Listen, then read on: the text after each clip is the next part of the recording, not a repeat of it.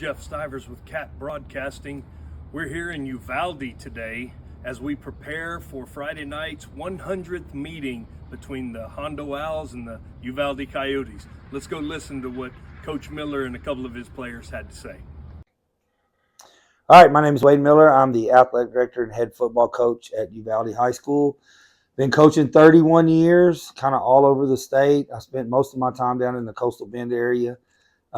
This is my 14th year as an AD head football, 5 at Woodsboro, 4 at Toloso Midway, and now this is my 5th year here.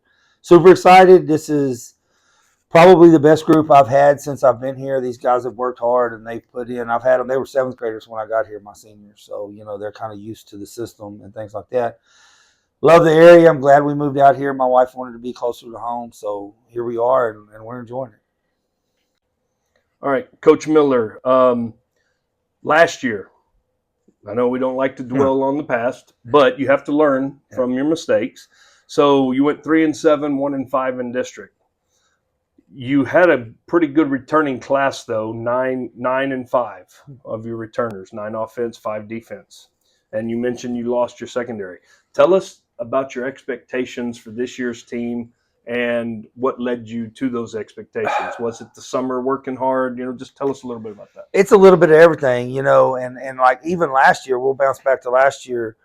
We lose. We don't make the playoffs. We lose to Canyon Lake, we lose to Pleasanton, and we lose to Fredericksburg. And we're 7-7 with all 3 of those teams at halftime. But we were just so thin with all the injuries and stuff like that, we couldn't finish those games. So our main talking point this summer was we wanted to be in better shape, bigger and stronger, not only to stay healthy, to be able to finish in the fourth quarter. I know we talked about the fourth quarter every time we ran this summer. And I've never had a better summer as far as attendance. I mean, these guys were here and they worked their tails off this summer.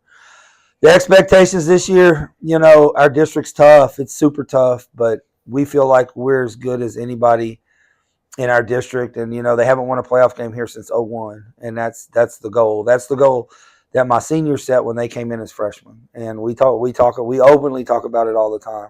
So the expectations are to have them run in district, stay healthy, and then win that playoff game that's been so elusive around here.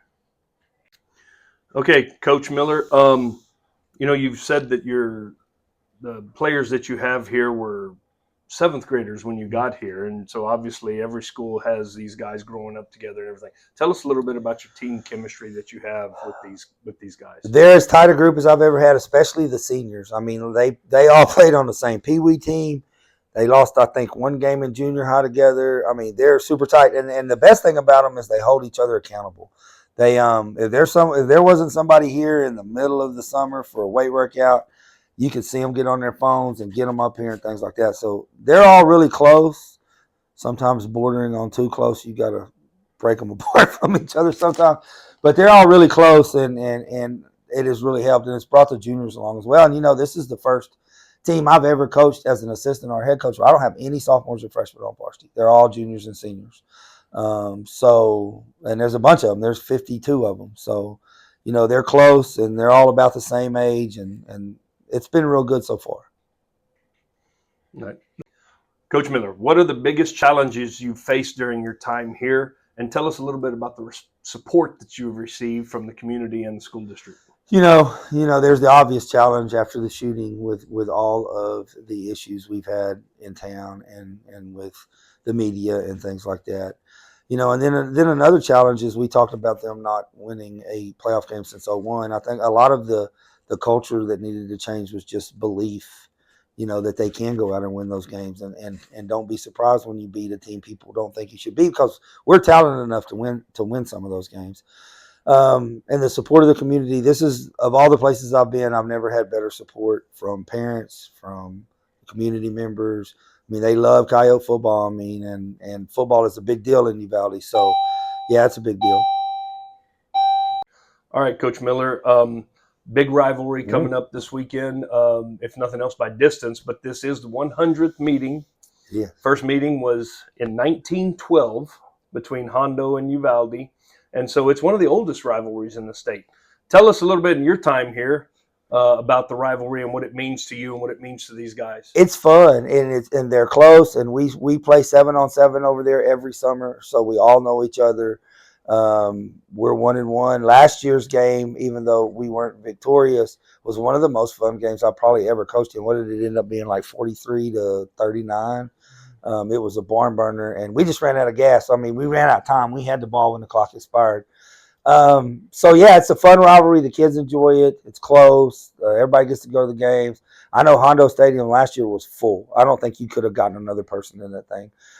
So we're expecting the same thing, hopefully this week, and it should be the same type of game. It should be a one-score barn burner. Hopefully, we're at the top score this year. We played them twice. The first year I was here was the year after COVID. They had a bunch of guys get COVID, and so we pushed the game back to Saturday so they could get them back healthy and on the field, and we beat them that night, and then they beat us this last year. Right. All right. We're here with Uvalde Coyote. Introduce yourself to us, please. My name is Jet Flores. I'm number 4. I'm the quarterback for the Uvalde Coyotes. Okay, Jet, tell us a little bit about what you enjoy most about playing football. I enjoy most creating a bond with my teammates. We go through summers together, we go through seasons together, and it's a lot of blood, sweat, and tears, and that's what I enjoy most is the bond. Okay, Jet, tell us about your most memorable highlight or most memorable moment that you've had playing football. My most memorable moment was in the Alamo Dome. It was in the Alamo Dome. It was my first year on varsity. I was not supposed to play that year at all. I was supposed to be a wide receiver. Starting quarterback gets hurt. Coach Mann tells me you're going in. I went in, and coach let me just get loose, and I threw a touchdown, and I scored a touchdown, rushing touchdown. I passed one. Was that a playoff game? No, it was a pigskin classic. Oh, that's right. Okay. Sure. Okay, we have Jet Flores here. Jet, tell us a little bit about your leadership style and how you lead, being a captain this year. Tell us a little bit about that. 100%. I lead. I make sure everybody stays humble. I make sure everybody's in the weight room. We have a lot of senior leaders this year, and yeah, everybody's just holding each other accountable. Okay, Jet, tell us what your biggest strengths are as an athlete. As an athlete, I would say throwing and running the ball are my biggest strengths. I could really launch the ball, and if you let me get loose in open field, I'm gone. All right, Jet, tell us about who your biggest and favorite sports hero is. My biggest sports hero probably is Michael Jordan. I look up to that guy, his mentality, his strive just to win. I feel like we have the same strive just to win at the end. Good. Okay, what advice would you give to a younger athlete starting out in your sport? The advice I'll give to a younger athlete is stay humble and put in the work, and you'll see results. Okay, we're here with Uvalde Coyote. Please tell us your name, a little bit about yourself. Hi, my name is Diego Granados, and I am the receiver for the Uvalde Coyotes, and number 21. Okay, Diego, how did you first get interested in the sport of football? The way I got interested in playing football and watching football was, just sitting down on the couch and, whenever you're younger with your dad and, watching football, watching the NFL, watching college, even going out sometimes and watching high school games. It's just, you look at all those guys and players on the field and you're like, man, I want to do that one day, and being here now it's kind of surreal too because, you're here, you get to play on the field and be with your friends. Okay, Diego, tell us about the most memorable moment or highlight that you've had in your career or otherwise. Actually, my biggest memory was actually playing the sport of football. It was me being on the sideline. I was a freshman, and it's a close game in the varsity game. It's against CC Win, Eagle Pass CC Win. One of the older guys I knew, shout out Jonathan Jimenez, he had a sweep, and he was running, and he couldn't find a hole, so he turned it all the way around the field and took it all the way back to like the 5 yard line on their side of the field, and it was just a surreal moment. You mean everybody in the crowd was just going crazy. You could feel it just erupting whenever he was running down the field. And on top of that, we get to the inside the 5, and Devin Franklin, their other receiver, catches it one hand to put us in the lead and win us the game. And it was just an amazing feeling. Wow. Okay, Diego, tell us about how do you stay motivated when facing a tough session in the weight room or a tough moment in a game. The way I take it is just like a mistake happens, you move on, and that's how I kind of take take part in my life. And not everybody's perfect, so every single time that you drop a pass or you don't run the route as hard enough or you miss a block, you take it as okay, I messed up, but what can I do to better myself the next play? So I mean that's how I take my life is just every single time I do right or I do wrong, what can I do to better it? So that's my biggest thing. Is just next play, next play, next play. I'm just gonna do it as better as I can. That's good. All right, Diego Granados, what are your biggest strengths as a football player?